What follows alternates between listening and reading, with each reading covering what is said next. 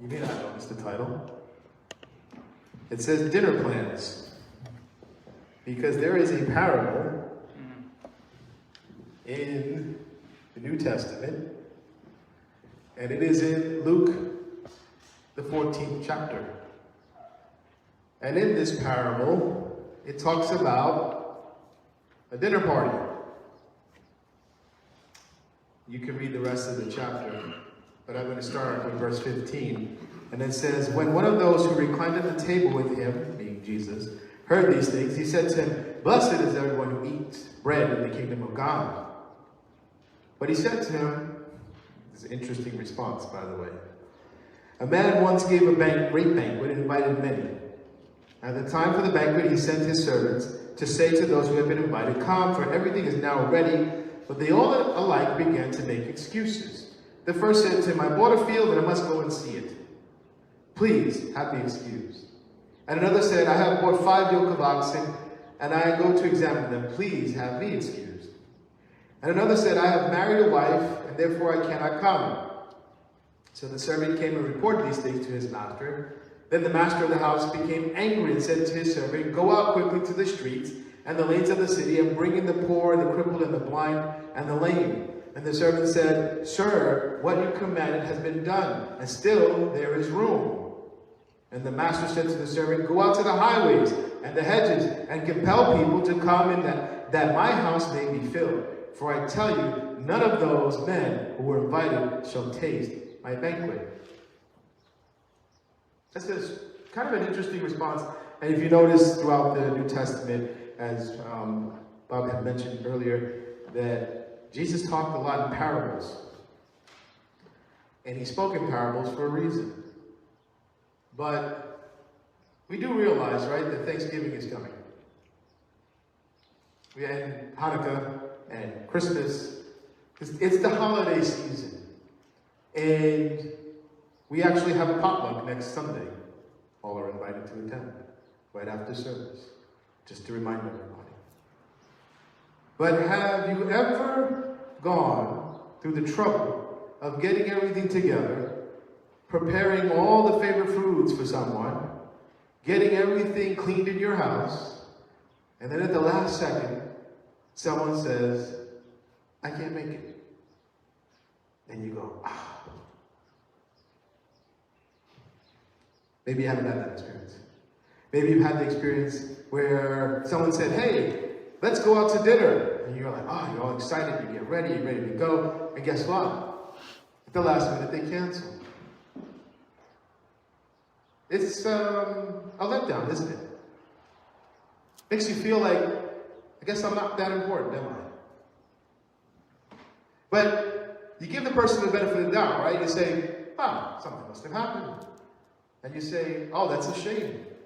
Why can't you come? And they tell you, hey, I bought this property in Florida, but I've never seen it, and I got to go check it out. And you go, what? What are you talking about?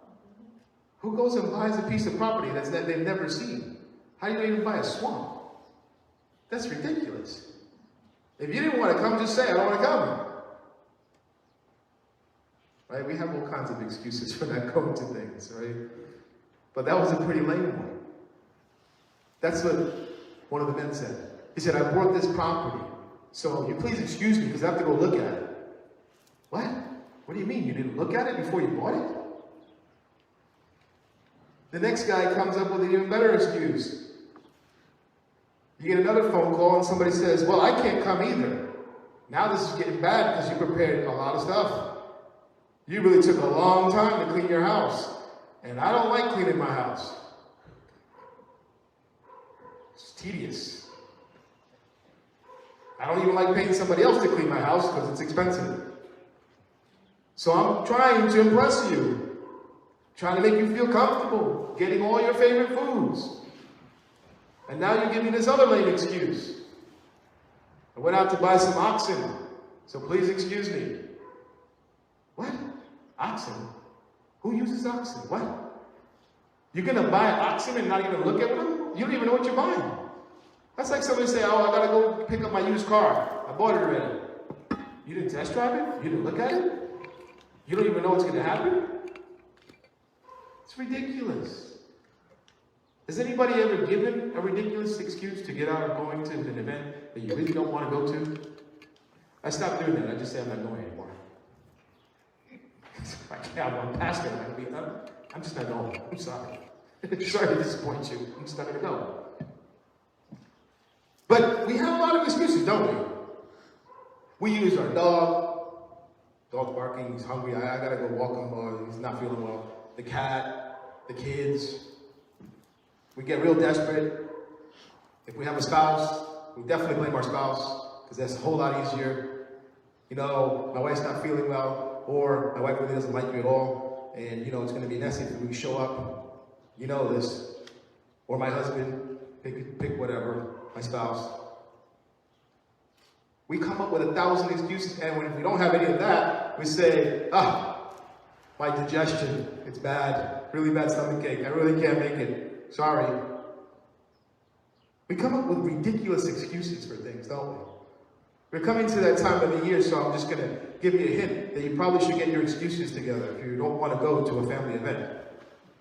Because some family events are exciting and some are mind-numbing. There's a reason why we only get together once or twice a year, right? It can be beautiful sometimes, and sometimes it can be absolutely irritating.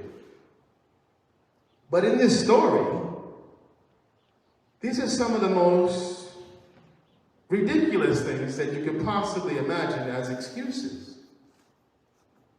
In this story, though, the man that's throwing the banquet is representative of God.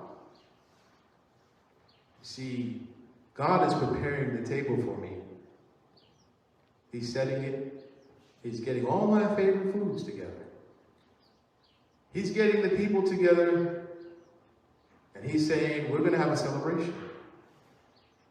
In fact, I can't wait till you show up to this celebration. It's something that you have never experienced before. And you go to yourself, I don't know. I'm not really that hungry. How many excuses do we have when God invites us to things? Have you ever thought about that? I know that some of the excuses that were in that parable that we just read seem a little ridiculous. But I'll go to the last excuse. There's a guy, he had a good excuse. He said, hey, I got married, dude. I can't come to that banquet. I'm not sure what getting married had to do with going to dinner, but he figured it out. He said, I know the best way to get out of this. The best way to get out of this is to blame my new wife. She's not going to want to go. But it's still a lame excuse, isn't it? When we look at the parable a little closer, it says that everybody was invited. It didn't say that no one could come. It said, bring everybody in. And when everybody started making excuses, guess what? Bring everybody you can find. Anybody. All the people. People that are lame. People that can't see. People that are homeless. Bring them all in. So they can enjoy this banquet. There's a quick story that happened in 2013. And it's kind of interesting, because every once in a while you hear one of these stories. But the Fowler family was supposed to have a wedding in 2013. It was September 15th of 2013. And their daughter, for whatever reason, it got canceled. They had planned for 200 guests to show up. And mom and dad were trying to figure out what are they going to do. It's a very fancy restaurant, very fancy place that they had catered. And so they called up an organization that dealt with feeding the hungry. And it was called Hosea Feed the Hungry Organization. And they asked, can they donate all this food? Well, they did something better. They invited all the people, and they had a celebration. And they had a celebration. That's a touching story, but it's similar to what this parable is talking about. You see, God invited, who do you think he invited? By the way, who do you invite when you're at dinner parties? Do you invite strangers normally? I don't normally. I don't normally go into the street and say, hey, would you like to have dinner? It sounds strange, doesn't it? You normally invite people you know. And God invited people that he knew. I'd argue to say he invited his own children. His own children said, nah, Dad, I got better things to do. I got better things to do. And the children of Israel said, no, I don't want to be bothered with this. I don't want to do this. So God said, you know what? My own kids don't want this. Let's find everybody else's kids. Let's find all the people. Let's find everybody that you can find. And the servant goes, here's the interesting part, hey, Master, there's still room.